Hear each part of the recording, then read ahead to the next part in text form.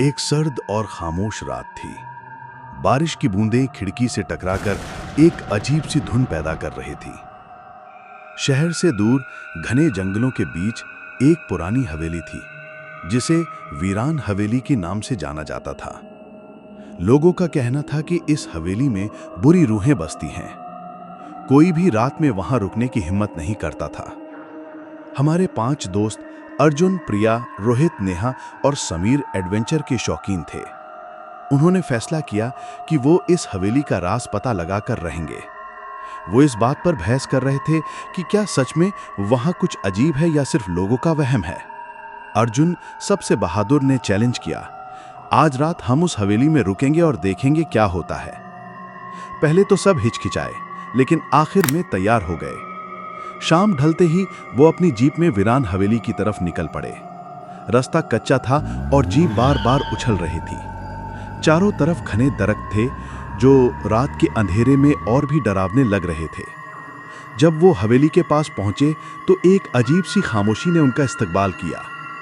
हवेली की इमारत पुरानी और टूट फूट का शिकार थी। उसकी दीवारें काली पड़ चुकी थीं और खिड़कियों के शीशे टूटे हुए थे। एक ठंडी हवा का झोंका आया और उन्हें कांपने पर मजबूर कर दिया। अर्जुन ने दरवाजा खोला, जो एक दर्द भरी आवाज के साथ खुला।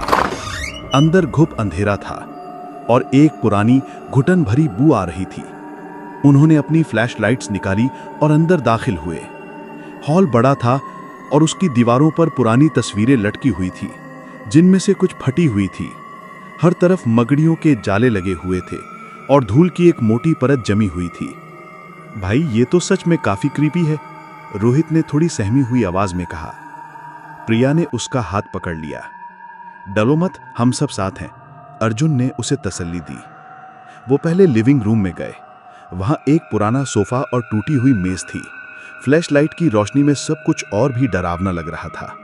फिर वो किचन की तरफ बढ़े। किचन में बर्तन इधर उधर बिखरे पड़े थे, जैसे किसी ने जल्दबाजी में सब कुछ छोड़ा हो। मुझे लगता है यहां कोई रहता था, नेहा ने कहा। यह शायद भाग गया होगा, समीर ने मजाक उड़ाया, लेकिन उसकी आवाज में भी थोड़ा खौफ था। जैसे ही वो ऊपर जाने वाली सीढ़ियों की तरफ बढ़े, उन्हें एक हल्की सी आवाज सुनाई दी, जैसे कोई उन्हें पुकार रहा हो। सब एक पल के लिए रुक गए। कुछ सुना तुम लोगों ने? प्रिया ने धीरे से पूछा। शायद हवा का शोर होगा, अर्जुन ने बात टाली, लेकिन उसके दिल की धड़कन भी तेज हो चुकी थी। वो ऊपर की मंजिलों पर गए। वहां कई कमरे थे, सब बंद थे। उन्होंने एक एक करके कमरे खोलने शुरू किए। पहले कमरे में पुराना फर्नीचर थे, जिन पर सफेद चादरें पड़ी हुई थीं, जो किसी भूत की शक्ल लग रही थी। दूसरे कमरे में एक पुरानी अलमारी थी। जब वो तीसरे कमरे में पहुंचे तो उन्हें एक अजीब सी ठंडक महसूस हुई। कमरा बंद था और उसकी खिड़कियां भी बंद थीं। अर्जुन ने दरवाजा खोला। अंदर एक छोटा सा कमरा था, जहां बीच में एक पुराना पलंग पड़ा था। पलंग पर एक गुड़िया रखी थी, जिसकी आंखें चमक रही थीं, जैसे वो उन्हें घूर रही हो। ये गुड़िया यहां कैसे? नेहा ने घबराकर पूछा। अचानक कमरे की रोशनी तेजी से चमकी और बुझ गई। उनकी फ्लैश लाइट्स भी जगमगाने लगी और बंद हो गईं। सब तरफ घुप अंधेरा छा गया। एक पल के लिए उन्हें लगा जैसे कोई उनके पास से गुजरा हो। एक ठंडी सांस उनके चेहरों से टकराई।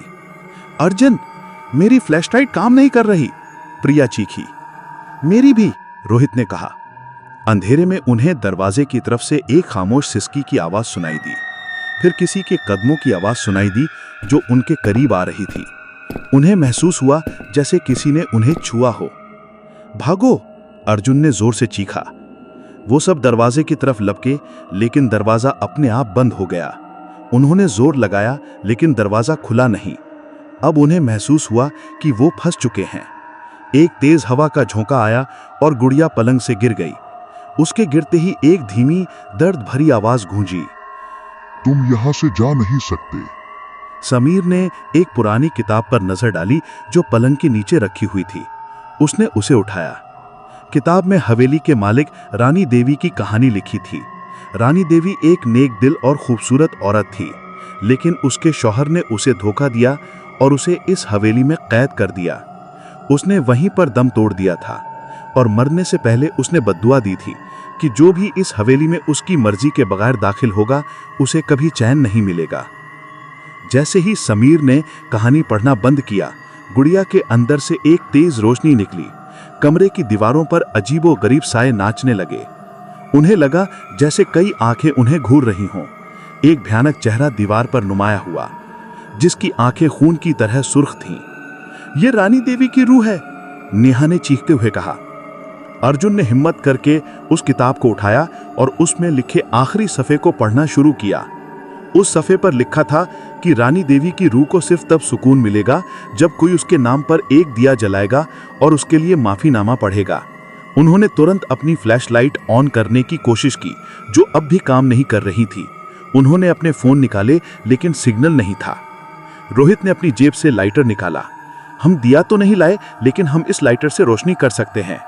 उन्होंने जल्दबाजी में एक छोटा सा कागज ढूंढा और उसमें से रानी देवी के लिए माफीनामा लिखना शुरू किया, जैसा कि किताब में इशारा था। जब लिख रहे थे तो हवेली में अजीब आवाजें आनी शुरू हो गईं। दरवाजे अपने आप खुलने बंद होने लगे और चीखें सुनाई देने लगीं, लेकिन उन्होंने हिम्मत नहीं हारी। जब माफीनामा पूरा हो गया, अर्जुन ने उसे रोहित को दिया और उसने लाइटर की रोशनी में उसे जलाया। जैसे ही कागज जला, कमरे में एक तेज रोशनी फैली और फिर धीरे धीरे कमरे में सुकून छा गया। वो साए गायब हो गए और ठंडक भी कम हो गई। गुड़िया भी अपनी पुरानी हालत में वापस आ गई। दरवाजा अपने आप खुल गया। सबने एक दूसरे की तरफ देखा। उन्हें यकीन नहीं हो रहा था कि जो कुछ भी हुआ वो सच था। वो तेज कदमों से हवेली से बाहर निकले और अपनी जीप की तरफ भागे। जब वो जीप में बैठे और हवेली से दूर निकल गए तो सुबह होने वाली थी। सूरज की पहली किरणें हवेली पर पड़ी और उसे एक अलग ही रूप दे दिया। वो सब चुप थे। जो कुछ भी उन्होंने देखा और महसूस किया था, उसे जहन में दोहरा रहे थे। उन्हें एहसास हुआ कि दुनिया में ऐसी चीजें भी हैं जिन्हें साइंस समझा नहीं सकती।